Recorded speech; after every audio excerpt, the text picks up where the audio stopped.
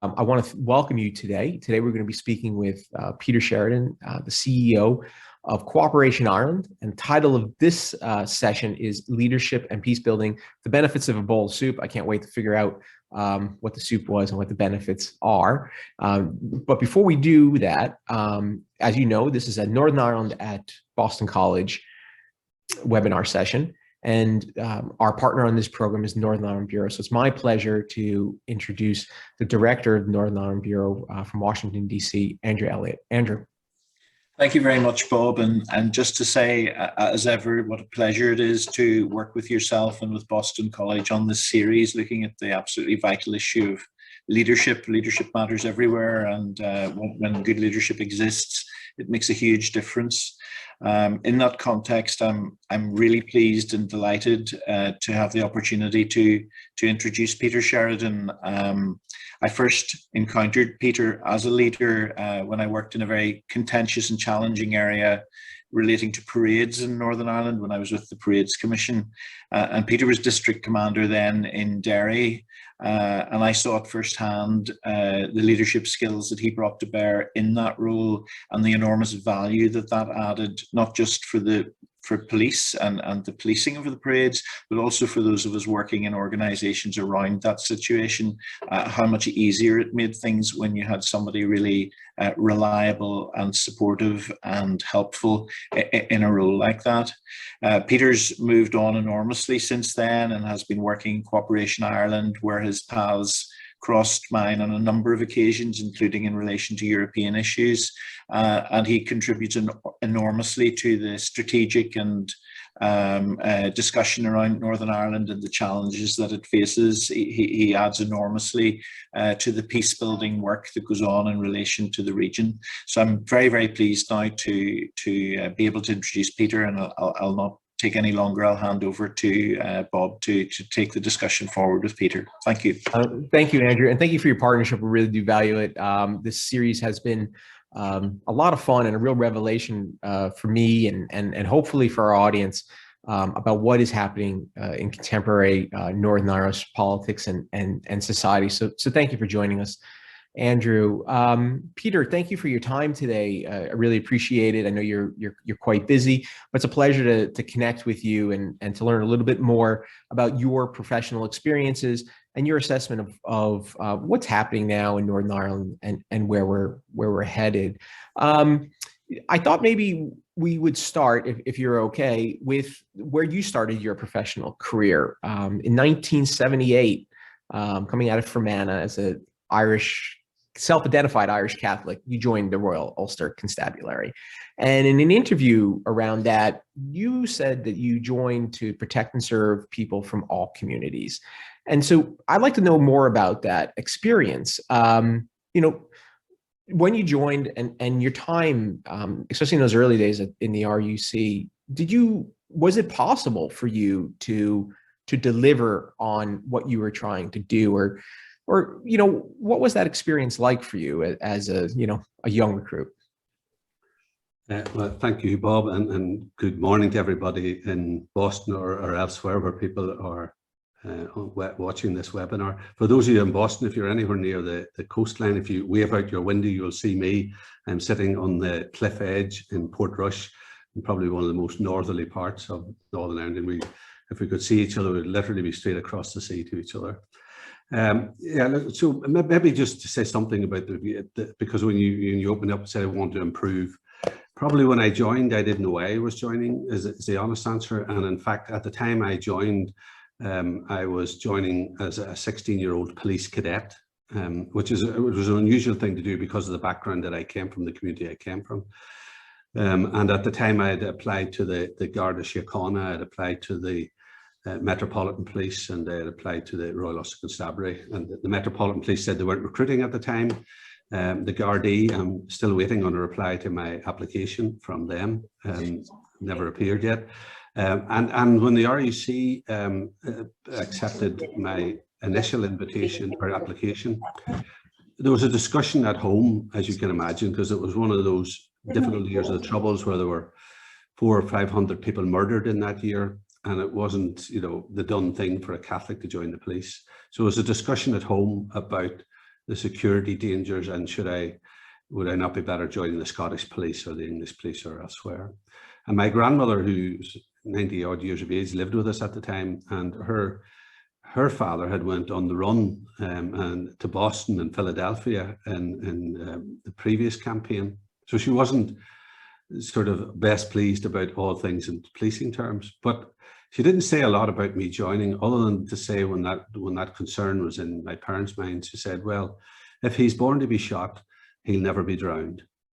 And literally it was on that basis. You could either call it Irish faith or fatalism. It's whatever's to be will be. And it was on that basis that I did literally join the police in it.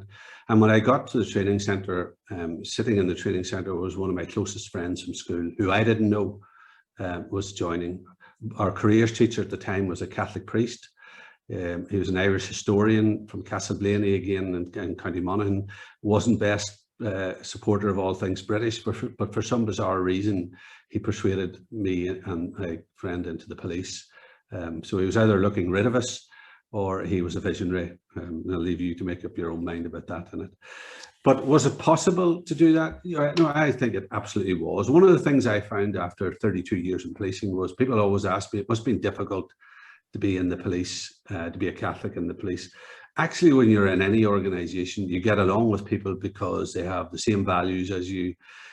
You have the same interests. You have the same, I suppose, you want the same things. And I met some of the most decent, honourable people that I wanted to work with when they were in the Royal Ulster Constabulary. Of course, there were rogues and scoundrels, but if you can find me an organisation or a government that they're not rogues and scoundrels in, then just do let me know about it. But the vast majority of people I worked with were honourable, decent people. I suppose one of the benefits that I brought to it is, it's like all of us that because I came from a different tradition, I probably moderated other police officers' behaviour when you were in difficult areas such as in Derry and so on, because I happened to be there in it. So I do think that throughout the years of it, I was able to give people a service, even sometimes those that didn't want a service, but ultimately, even in a conflict society, burglaries, robberies, road traffic accidents continue to happen. So trying to treat people properly was an important part of delivering that service. I should mention to the audience to feel free, please, to submit questions. You can use the Q&A function or the chat function, and we'll relay them to Peter. If you've been on our sessions before, we do try to get to all the questions we possibly can. So please ask those questions as they come in. Peter, as a police officer in the RUC and as an Irish Catholic, coming from the background that you came from, I mean, what were some of the biggest challenges you faced? I think in the past you spoke about your being true to who you are and your sense of yourself. I mean, how big a challenge was that? What does that mean in the context of policing Northern Ireland in the early 80s? Yeah, well, I suppose if you go into any organisation, and the police service at that time was 95% from the Protestant community. So there's always a danger you lose your own identity. Not that people seek to take your identity off you, but you lose your identity because culturally things were different. But also from my own community that I came from, there were people who wanted me to visit the next world sooner than I wanted to. And therefore, so even, I used to try and attend Mass on a Sunday because that's what we did when we grew up. So I didn't see why that should change. But on one occasion, there were people intending to plant a bomb under my car at church on a Sunday.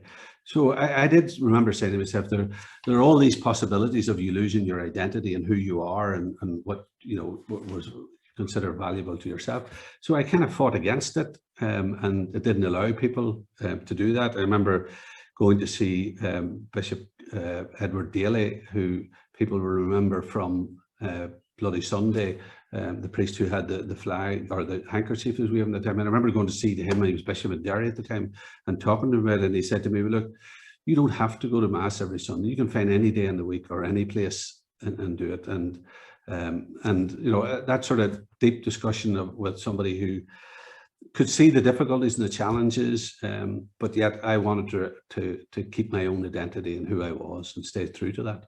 I mean, you were in the police service for 32 years. You left in 2008 as an assistant chief constable.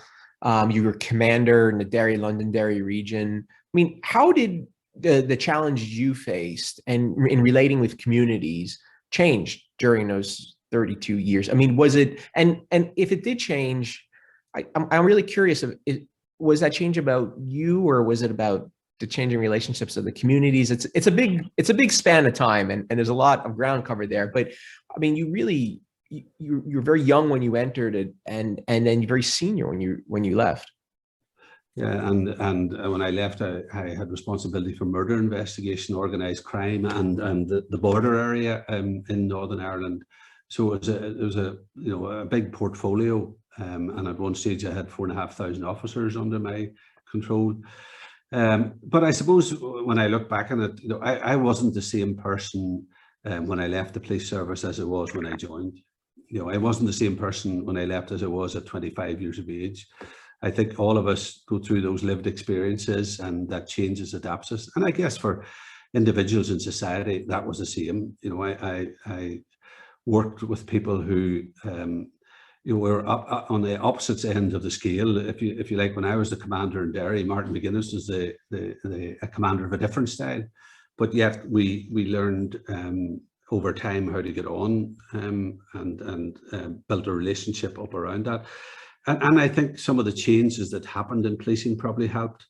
But if I was being honest, probably the changes that happened weren't matched by changes in society. I think with still those deep divisions in society. And despite all the changes that happened to the police, 175 recommendations under the Patton report, an oversight body from the United States, and badges, symbols, human rights training, all of that was in the new police service. 4,000 people left the job, and new officers in, but they went out into a society, I think, that was still had those deep-rooted divisions, and it never got that starting chance that it probably needed. Must have been a really interesting perspective and experience. And you were there, as you said, through those patent reforms. I mean, it's been nearly 20 years since the patent reforms have been brought down. I mean, do you think they have been the success that people were hoping for when they were introduced? Well, their success in terms of all of those changes happened. And when I joined the police service, there was 5% of the police service was Catholic, 8% were female. With all of those changes, over 30% came from the Catholic community, over 30% came from female background. So from that perspective, things had changed, and policing had modernized and changed as well. So I do think that it made enormous progress. But as I say, the single biggest issue in it for me is that society hadn't changed, and a large plank of Patton was also about the depoliticization of policing. So there were structures put in place that would remove the police from the politics of it. So setting up of the police ombudsman's office, an independent investigation of police complaints, the establishment of a policing board that was reflective of society and including the politicians.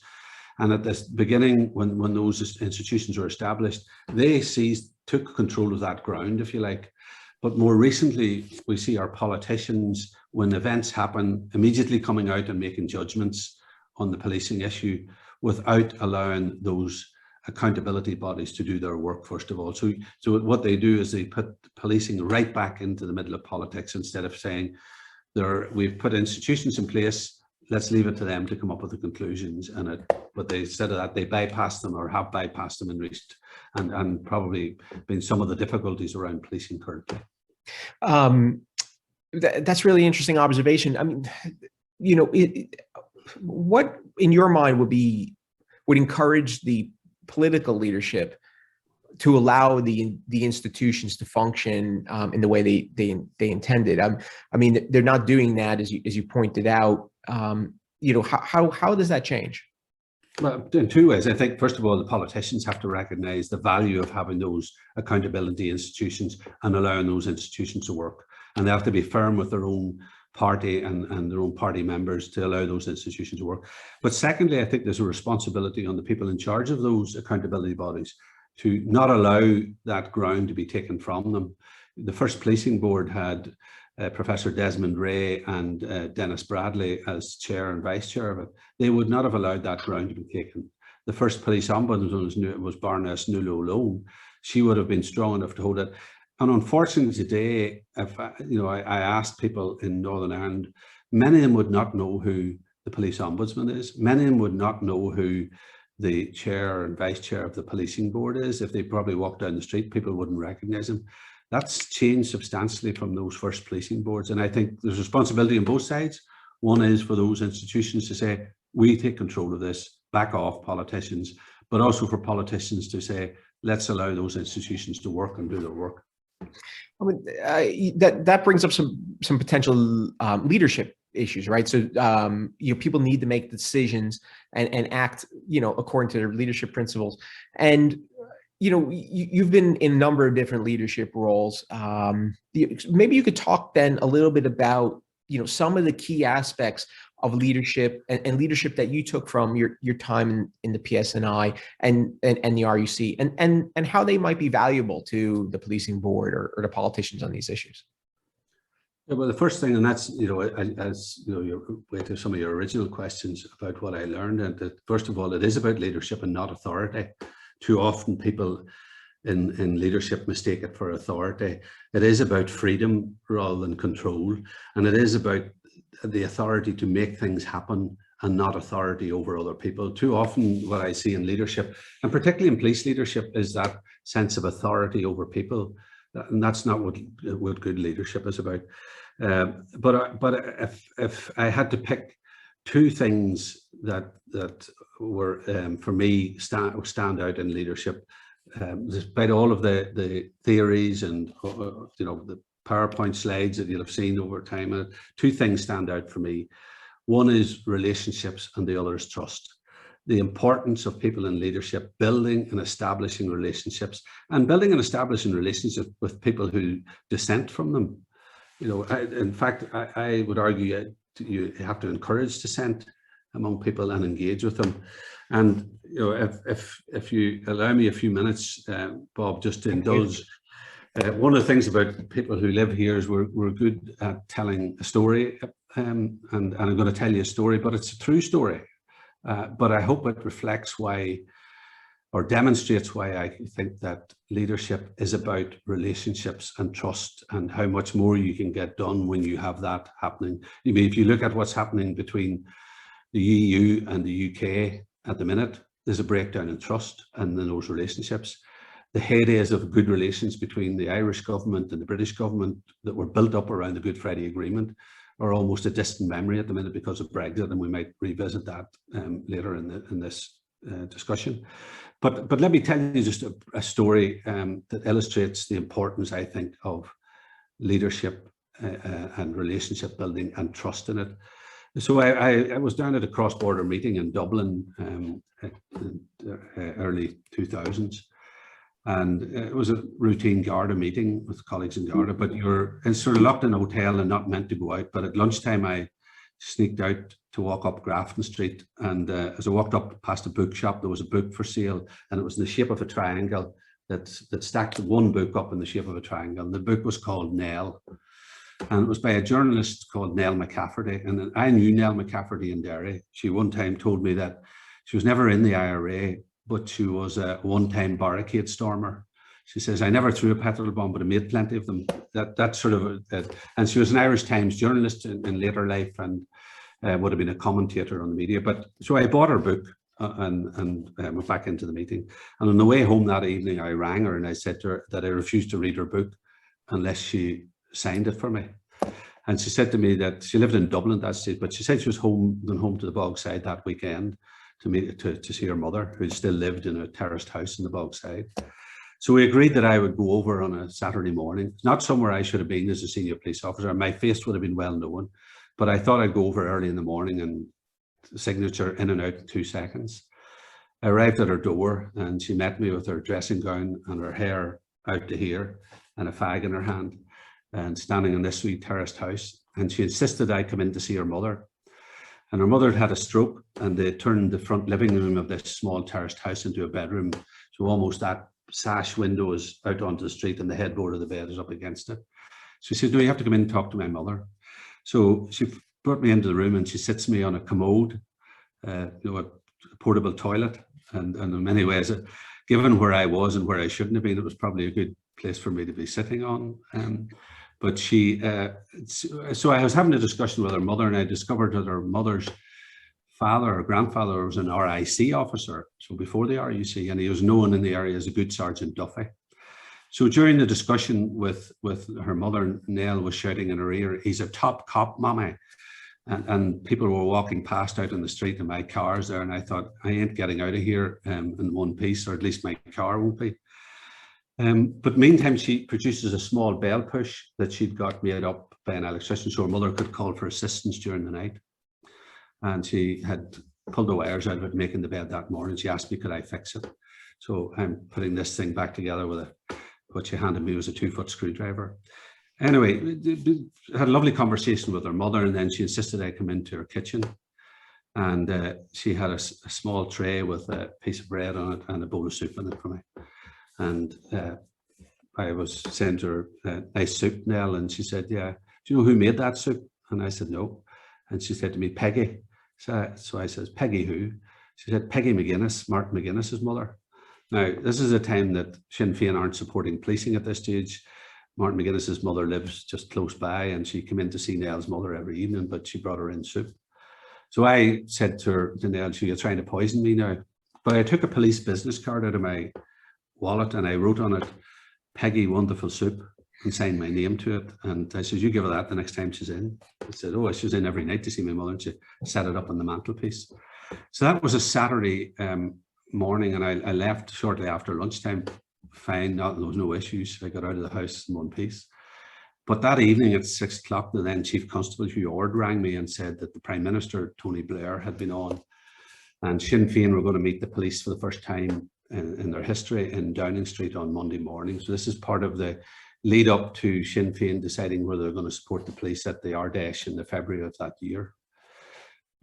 So I travelled to Downing Street with the Chief Constable at the time, and we were in the Cabinet Office with Tony Blair and Jonathan Powell and some other officials. And Martin McGuinness and Jerry Adams and Jerry Kelly walked into the room, and there was no shaking of hands at that stage. And you could see there was a nervousness around the room. Jerry Adams said to me something along the lines of, you're welcome. And I said to him, well, I think it's his house over there, not yours, to be welcoming people in it. So we sat down, and Tony Blair was in, the Prime Minister chaired a meeting for almost 2 hours. And it was, you can imagine, it was a pretty forthright, business-like, robust discussion. But on the way out, the people are shaking hands. And for me, probably the only people in the room that had any real baggage was me as an RUC officer and the guys who were there from Sinn Féin, because Hugh Ord had never been in the RUC. You know, I had been in the police in Derry. I shared a platform in the United States with Martin McGuinness one time where we were both talking, and I was asked to speak first, and I had said that I'd spent longer in Martin McGuinness's house in the last 30 years than he had. And so that was, you know, I didn't know Martin McGuinness other than know of him at the time, in terms of, you know, policing background, intelligence, what you were told about him. So, and my closest neighbour was had her father been murdered by the IRA, and so all these things are going through your head when this moment about shaking hands. But nevertheless, I reached out to shake his hand, and I said to him, your mother makes good soup. And he kind of looked at me stunned. He says, what do you mean my mother makes good soup? And I said, I had a bowl of it on Saturday. And he said, where did you get a bowl of my mother's soup? And I said, well, I'll tell you what, Martin, to make sure you come back to the next meeting, I'll tell you then. And so he left the room, and literally the first debriefing in Downing Street, and in fact it appeared later in Jonathan Powell's book, was Tony Blair and them thought there was going to be a boxing match at the front door, but I was telling them the story of Nell McCafferty and the soup in it. But where it became important in it was that the policing board had one of their open meetings in Derry sometime later, and there was a review of the morning papers, and I was listening to it on the radio, and the person reviewing the paper said, death, lesbianism and soup supping peelers, what else could it be? But Nell McCafferty has relaunched her book with a new chapter in it. So of course her chapter is about this first cop that came to her house on a peace mission since 1969.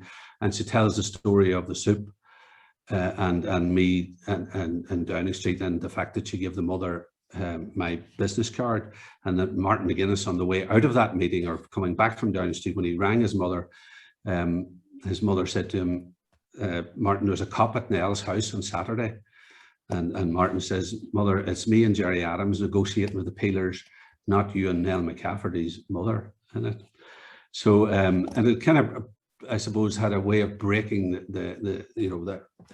I suppose that humor or human interaction it sort of softened things. But that August of that year, I was in charge of policing parades outside of Greater Belfast, and I was in Derry because there was all sorts of Armageddon forecast for a parade in Derry, and there were 1,500 police and soldiers on the streets. And some, in previous years, some of the most serious rioting had happened, and people lost their lives in it. But in a small village up in North Antrim called Dunloy, the Parades Commission, Andrew's previous organisation, had allowed the apprentice boys to leave the hall where they gather, to march up the street for 200 yards, turn, come back down to their hall and get on the bus and go to what they call the event in the field. But the street had been blocked by local people from Dunloy, mainly organised by Sinn Féin, and it included young people, included an 86-year-old woman, etc. in it. And it doesn't matter in policing terms how right you are or how much the law is behind you. It's never a good image for big burly cops with riot helmets and riot gear on them going in to remove people off the street, particularly an 86-year-old woman or young people. And so in trying to resolve it, because what was happening, there was a build-up and the word had out around Derry to all of the apprentice boys, and there were 15,000 of them, that when they finished in Derry, they should head to Dunloy. So there was this potential for a big build-up of people who came from the Protestant community, from those parades, into a nationalist village, and all sorts of challenges were going to happen around that. So I took one last throw of the dice, and I rang somebody who I knew in the Bogside, and the person said, I asked them, is there anybody who could do anything about it? And they said, well, hold on. He hands his phone over to somebody, and this person says hello, and I said hello back. This is Peter Sheridan. This is Martin McGuinness.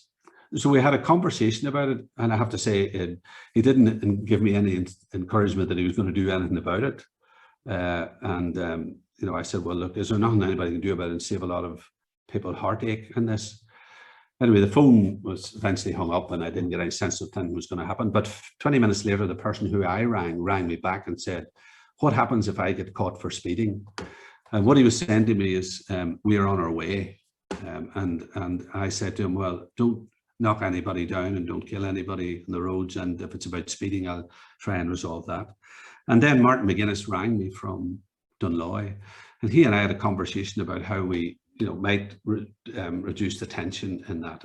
And we were able to do that. I got some officers to volunteer to take off their riot helmets and just have their shirt sleeves. And the agreement was that people who they were going to physically remove wouldn't aggressively prevent them being moved off the street. And we reduced the thing. And I constantly say that much of that had to do with a bowl of soup in Nell McCafferty's house, but it was that building of relationships and trust. And there are other examples of it that you know, as I got to know Martin McGuinness over the next number of years, as when he was First Minister or Deputy First Minister, that go to the heart of that importance of building a relationship, taking trust, taking risks with people, and particularly people who are probably on the opposite side to you. It's a fascinating story, and there are a lot of twists and turns in it. When you think about you going back to the beginning of it, had you not decided that you were going to go take a chance and get this autograph on a Saturday morning, none of this would have happened. So to take a bit of personal investment from you and a calculation that, you know, you're going to be able to do this safely, and then a further calculation that, well, the longer I'm here, maybe my car is going to be destroyed in the process. But you obviously had the freedom to do that, you know, or you felt you had the freedom to do that in that position. I mean, what gave you kind of that sense of confidence that, yeah, I can do this, and it's worthwhile, versus maybe someone else looks at it and thinks, you know, I can't do that because of the position I'm in. You know, like, do you think there was a moment in your career where you realized that you could take some of these personal risks like that? Look, again, I think that if you're in leadership, you absolutely have to be prepared to take the big risk.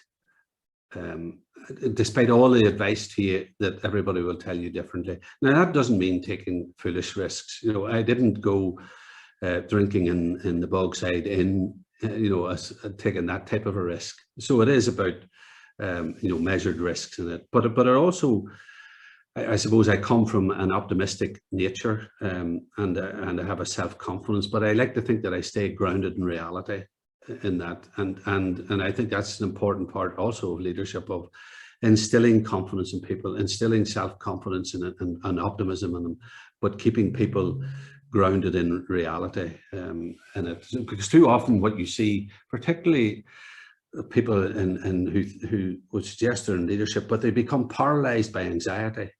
They become paralyzed to do anything because, you know, the system keeps them in a particular straitjacket that's as far as they can go. But I think being able to engage with people who are dissident, and what I mean by dissident, have a different view to you, and avoiding those needless power struggles that people get caught into at times, is an important part of that leadership. That's interesting. And I mean, and today, I mean, you've been you retired from the PSNI in 2008. You've been with Cooperation Ireland for a long time, but the PSNI finds itself in an unusual position now. Relationships are changing between the UK and Ireland around Brexit. I mean, does that present a particular challenge to the PSNI and how they operate with their colleagues across Ireland and Great Britain? Yeah, well, of course it does, because it's not in the best of places. You know, I mean, there are always ebbs and flows in relationships, but I think it's incumbent on the leadership and the police to do more around this, but it's also incumbent on those accountability institutions in the Department of Justice. You know, when all of those people put their collective shoulder to the wheel and you know, seek to change things, then things can happen. And but at the minute we're in that sort of ground of flux at the minute that I think that can be dangerous in it. There are all sorts of allegations of two-tier policing, you know, one community being policed differently from the other. Well, a lot of it's probably perceptions, but it's incumbent on the police then to find ways to, you know, reach out to those people who feel that they're somehow that they're no longer a police service for them, and that requires effort and work. One of the things that Chris Patton did and the Patton Commission did that I think was of critical importance during the review into policing was that they had what I call parish hall meetings. So they went into those most difficult, the communities that need community policing most but get it least. They went into those communities and allowed those communities, if you like, to vent about their views about policing, particularly because of what happened during the conflict. But out of that, then the people got a sense that they were being listened to, and things then began to change in it. And so I think there's some merit in the police, the Department of Justice in Northern Ireland, the institutions, the accountability institutions, of going into those communities and listening to what people are saying and what their issues are, because some of them may be misperceptions, but until you engage with those people, and that's what I said earlier in my own conversation, that, you know, seek out dissent and engage with it. That's great, and a far too many political leaders are not seeking dissent and engaging with dissent these days. We seem to be talking to ourselves, and that's no comment on Ireland and Northern Ireland. So it's a more general comment about the Western politics. I do want to return to some of these ideas, especially this idea of a police service for the community. But before we come back to it in a moment, I'd like to talk a little bit about Cooperation Ireland, what it is and what you do. We actually have a question that's come in that will be relevant to this. And one of the viewers would like to know what sort of non-policing initiatives have been most effective in Northern Ireland to keep young people from marginalized communities from getting involved with criminality. And I know at Cooperation Ireland, you know, you work quite extensively with young people. So let me answer that question directly, first of all, because it is an important question. And some of it is about the perception. Everybody has a policing role in society. There are some people who wear uniforms as part of that, but it's the responsibility of all of us policing. And a previous Chief Constable of mine, Ronnie Flanagan, used to say, policing is far too important to be left to the police alone.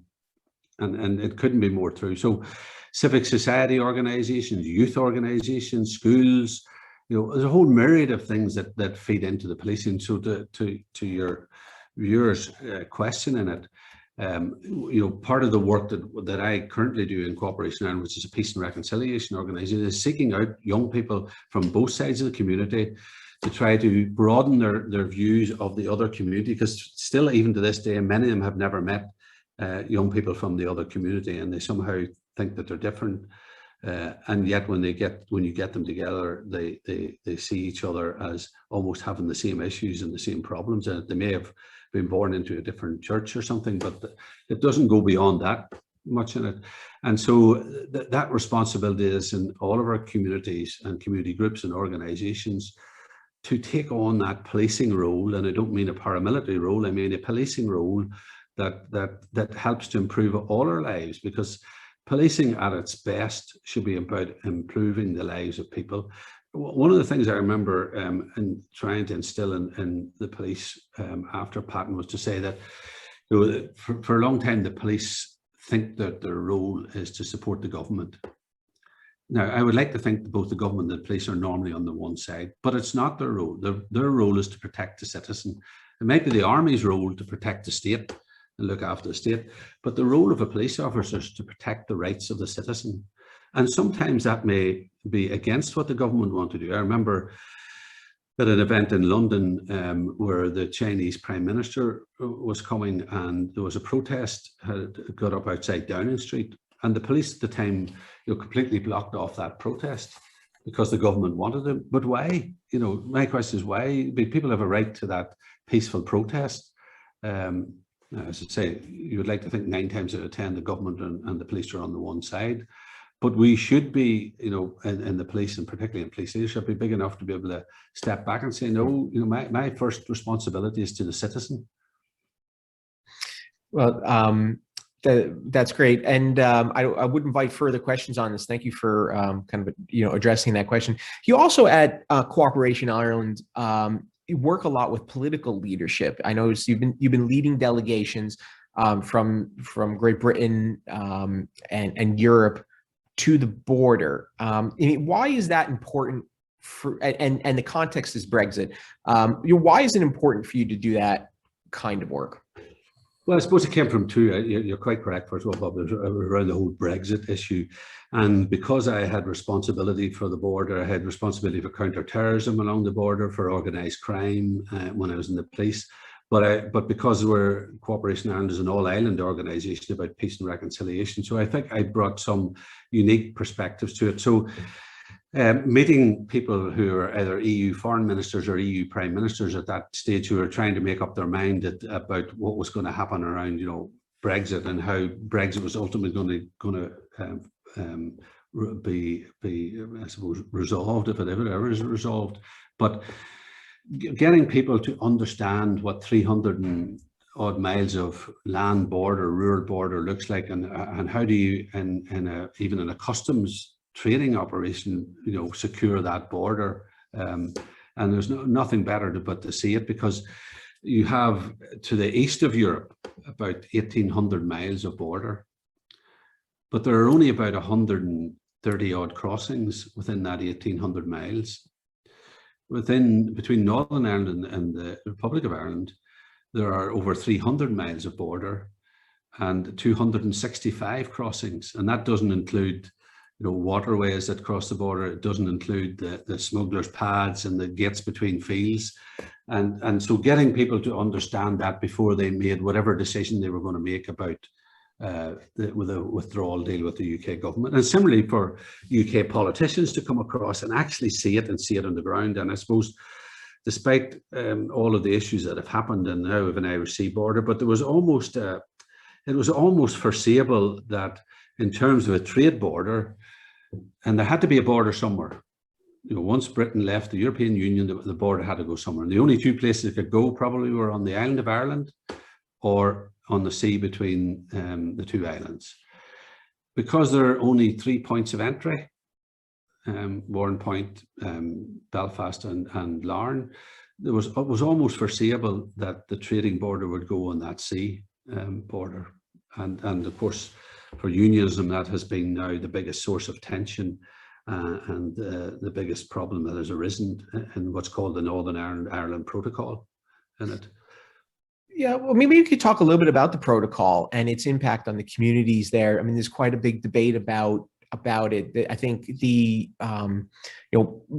for a lot of people, Brexit is the challenge that the Good Friday Agreement and relations on the island face, and the protocol is the solution to that. And as you pointed out, unionism has a challenge presented to it by the protocol. And what is that challenge, and can it be addressed? Yeah, so there are three distinct probably views around the protocol. One is if you like, the masses of people that are in Northern, the ordinary community, ordinary society, who are having difficulty getting goods from the UK. So if you order a piece of furniture in the UK, ordinarily it's still coming to another part of the UK, but the Brexit rules are now not delivering. So and one of the when both the EU and the UK government talked about the protocol, that said it should have little impact on people's lives, but unfortunately the opposite's happened. Too many people are part of. So it's affecting all of those community, all of those households who are trying to order stuff. So that's the broader issue. For nationalism, they recognise there are things, those type of things that need changed on the protocol. But for nationalism, they see it as a trade border. It's simply a matter of trade. They see it that we should have an opportunity now in Northern Ireland to trade in both directions. So free trade with the UK, but also free trade with the EU. So for investment purposes, this should be to our advantage in it. They do express concerns about some of the unilateral decisions that the British government have made to extend the grace periods without agreement by the EU.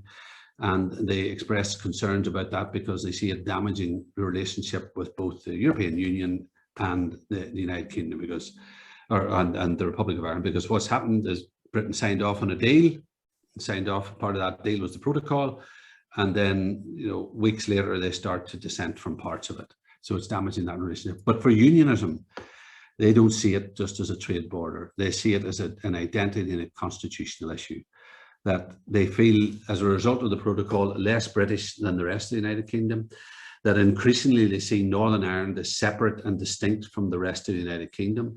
And the more Britain diverges its goods and services from Europe, the wider that gap becomes. And they see that Northern Ireland's relationship with the United Kingdom changed without their consent. So under the Good Friday Agreement, one of the key planks of it, people could choose to be British or Irish or both. Well, they see that has been an impact on their Britishness because they're less British than the rest of the United Kingdom. So even in simple things like pharmaceuticals and medicines, we are now Northern Ireland is having to orientate to get its supplies through Europe. It can't get supplies of medicine through the UK without them being approved by Europe. So people who say, well, people who are British who live in Manchester can get them, or in Sunderland or in London get, but why can we not get them? So they see that has impacted on their identity without their consent. And they also see that the 80% of economic decisions around Northern Ireland will now be made in Europe, and it'll be made in Europe where there's no Northern Ireland representation and there's no UK representation. So again, they see that lessens their identity, and the more Britain diverges, the more that becomes a bigger challenge in it. But where do you see a possible solution to that? Is that a solution that London, Dublin, and Brussels need to work out, or is that one that needs to be worked out in Stormont and the executive? No, I think it has to be worked out between the EU and the UK. That one of the things, from a selfish point of view in Northern Ireland, one of the things that the UK could do is remain aligned for food safety standards and animal health standards. If they did that, it removes about 80% of the checks. Britain and the UK government don't want to do that because they don't want to cede control of any of their sovereignty to an international treaty, such as through Europe. And so they're determined not to have alignment on all of these things, and that then causes a difficulty for us. But actually, the UK government, the UK uphold high food standards and animal health standards because they've been part of Europe, so they have high standards. So my argument is, well, why not remain with those? Because you're not likely to, the issue becomes around genetically modified goods from the United States if they do a trade deal with the US, or chlorinated chicken if they do a trade deal with the US. But I'm not sure how much they're going to allow that to happen. And anyway, if that happens in, in 6 or 7 years through a trade deal, well, then these things can be revisited. But as of now, one of the ways of reducing tensions is to remove the most of the checks by having been aligned with the EU around those things. But also, I think that those areas of the protocol that are having the most adverse impact on everybody's lives, just the ordinary people's lives, that everybody agrees shouldn't be happening. Let's get those resolved quickly. Not take 6 months, but let's get them removed from the protocol as quickly as possible. Again, as a way of reducing tensions around these things. Well, it's a very complicated issue, and there's a lot of moving pieces, and we've been talking about it, it seems, for a very long time about this. But yeah, I'm curious about the executive and your kind of view on it. Things are changing there as well. We've just had a leadership change, both in the DUP and in the Ulster Unionist Party. A new First Minister will take the role, presumably, at some point. If polling is to be kind of believed, there may be a change in the fortunes of the parties at the next election. And Stormont, the executive itself, has had a rocky career on and off since it first stood up. And I mean,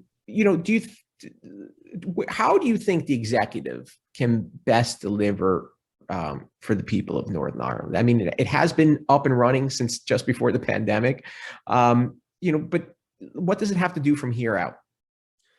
Well, for those people that particularly who want to remain part of the union, with the United Kingdom, and this talk about bringing down the executive and the potential for violence, my point to them is that if you want Northern Ireland to remain part of the union, the best thing you can do is to make this place vibrant for people. So bring in jobs, investment, have a good health service, a good education service, make it a place that people want to be in and they want to remain in.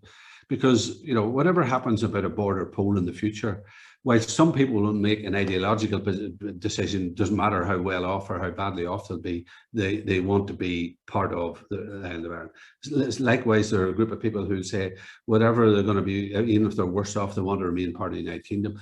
But there's a large group of people who will want to make decisions based on, where they're better off in terms of their health service, their education, their livelihood, where their children, their grandchildren are better off, where the better opportunities. Because it doesn't matter which one of those directions you go in. If we remain part of the United Kingdom, then if you're Irish, on the Good Friday Agreement, your Irishness is protected. I consider myself not an Irish nationalist because I think nationalism is about a political, social and economic system. I'm an Irish patriot. An Irish patriot is about a devotion to a place that you come from, a love of the place you're from, to a particular way of life. And that's what I love about this place. So my argument to people is, if you make this place work, then people may make other decisions around it. If you trash this place over the head of the protocol or anything else, that may make people make a different decision in it. So I think there's a challenge to all of the new leadership that's now in Stormont, because when the issues haven't changed from when Arlene Foster was there or Steve Aiken in terms of the Ulster Unionist Party was there. It's still the same issues for Edwin Poots and for Duke Beattie, the two new leaders, in that the issue around the protocol, how do they make this place work? What happens if the election next time round leaves the First Minister as come from Sinn Féin. But bear in mind, these are only semantics, because both First and Deputy First Minister are of equal status. They are not one more than the other. You know, as they talk about, one can't sign a letter without the approval of the other. So these are joint positions. And so it's not as necessary, other than the language of First Minister and Deputy First Minister creates the perception that one's a deputy to the other, and that's not the case in it. But all of the challenges remain for the two new leaders. I know Edwin Poots, and whilst he will be seen by many as an ultra-conservative and a small c conservative in that, in his views, that he will be seen to be to the right of the party. But in my dealings with him, I found him very pragmatic. And I hope that pragmatism comes through. And likewise, Doug Beattie, who I also know a liberal unionist and genuinely wants to make this place better for everybody in it.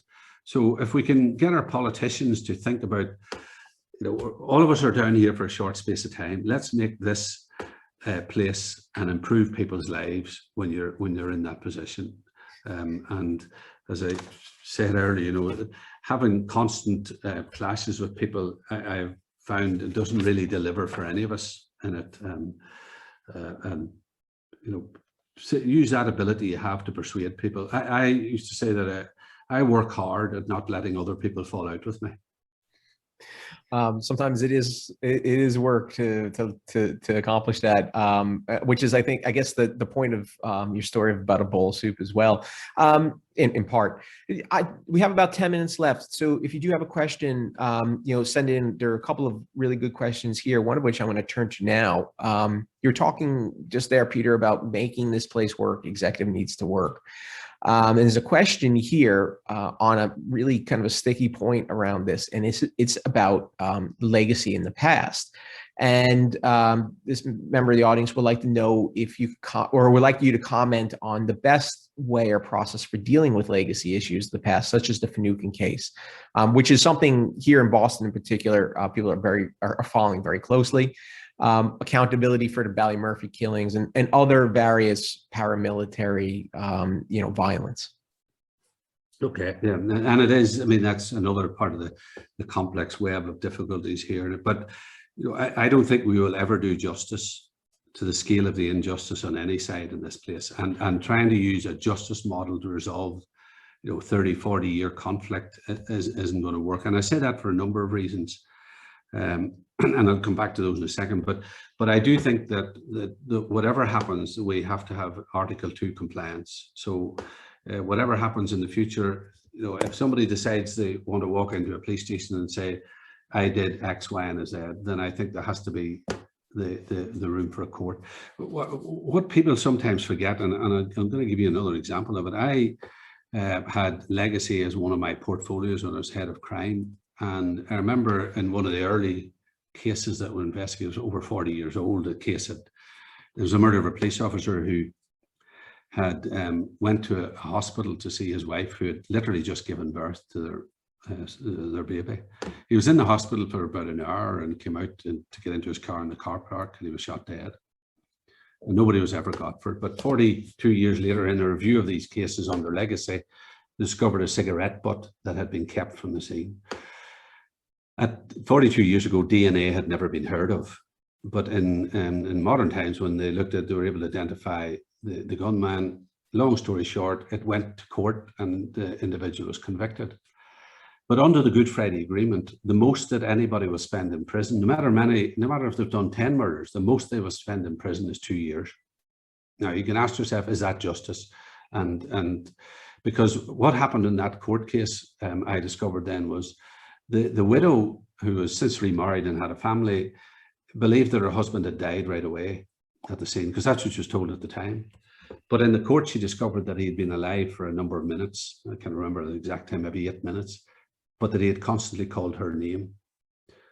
All we did was re-traumatize her as a result of that court case, because that's the first time she heard that in it.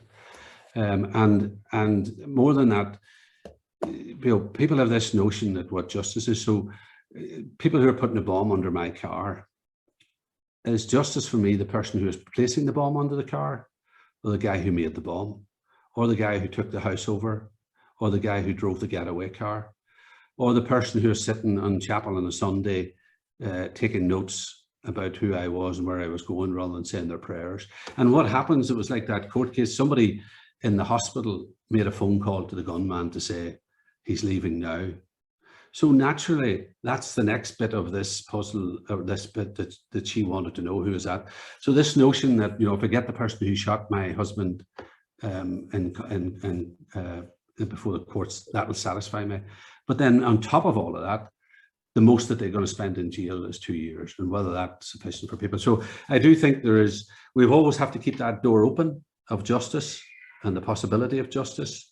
But I think we have to be honest with victims about how likely that is. In all of the cases that have been reviewed, I think there are only less than a handful that have ever got to court, and even then that'll ever be convicted. People will have watched the two soldiers recently, who were acquitted because the evidence couldn't be stood up because it was over 40-year-old. And similarly with Ballymurphy, the British government have now apologised on Ballymurphy. But we have to keep the door just, but we have to be absolutely honest with people how likely that is. There are other opportunities about reconciliation. So being able to tell people the story, as much of that story is known, of why their loved one was picked out as to be the one that shot, what happened, and all of the inside story. But that might satisfy some people. There are other people who have put it behind them and said, I've made peace with myself and whoever else. I don't want to know anymore and don't want that resurrected again in my life. So there's a whole complex web of things in this, Bob, that there's no simple answer to any of this in it.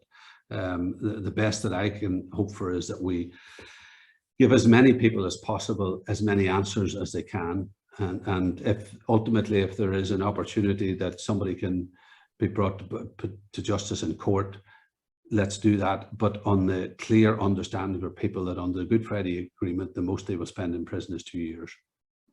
But thank you, Peter, for sharing that. It's it's an age-old question. It goes back to the founding of Greek society, and really, to be honest with you, about what justice is in a political society. And we're seeing it kind of play out today. So thank you for grappling with that. That's really fascinating. I don't know how to make an easy transition to a question that came in from something so reflective and deep, but I'm going to do it nonetheless because the question is here, and it's a good one. One of the viewers says segregation is still happening in Northern Ireland with separate housing areas and schools. How can we bring young people together during their impactive years? And I guess you've talked a little bit about that segregation. Maybe you could talk a little about what you guys are doing in Cooperation Ireland on this particular issue. Well, more than what we're doing, because we're one organisation, but I do think that there is an absolute responsibility and requirement on the governments to do something about this. One of the downsides of the Good Friday Agreement was that I look at the Good Friday Agreement as setting up the institution of government and agreeing on a system of government and how we're going to be governed. But normally with the peace process comes a peace dividend. But what happened is that economic collapse happened around the world. So just at a time that we needed to put 6,000 jobs into those most difficult areas, marginalized communities, to give young people opportunities and hope and get them beyond the boundaries that they live in, their mothers and fathers started to lose their jobs because of the economic collapse around the world. And that bounce never happened. And so that sense of hope for those young people never happened. And it's not too late to do that.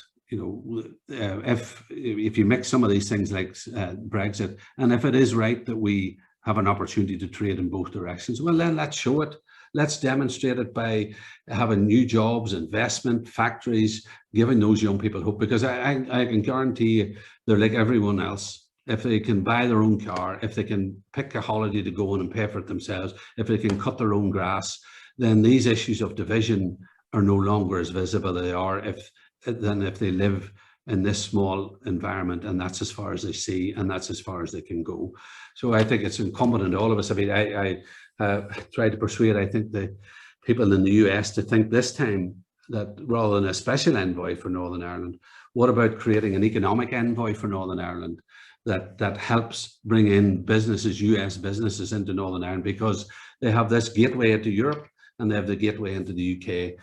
Well, what a good place to live. And then you start to change the environment here for everybody, and not just for certain people in it. But I do think that we absolutely have to commit ourselves to those, particularly working class communities who've been hit most by the pandemic.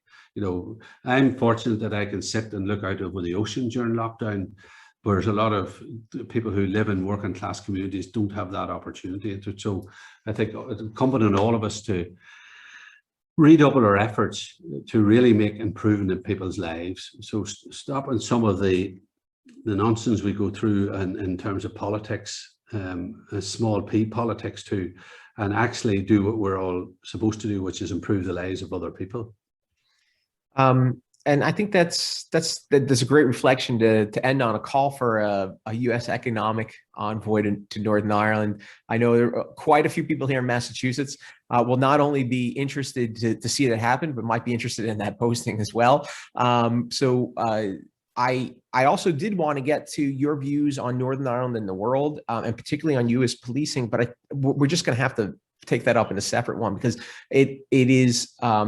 There's a lot more here, and I would like to return to your ideas about justice and reciprocity. So thank you, Peter, for joining us today. Fascinating discussion and a really interesting view of leadership. I want to thank you for taking the time. I want to thank Andrew for partnering with us on this, and for showing some of the best of Northern Ireland.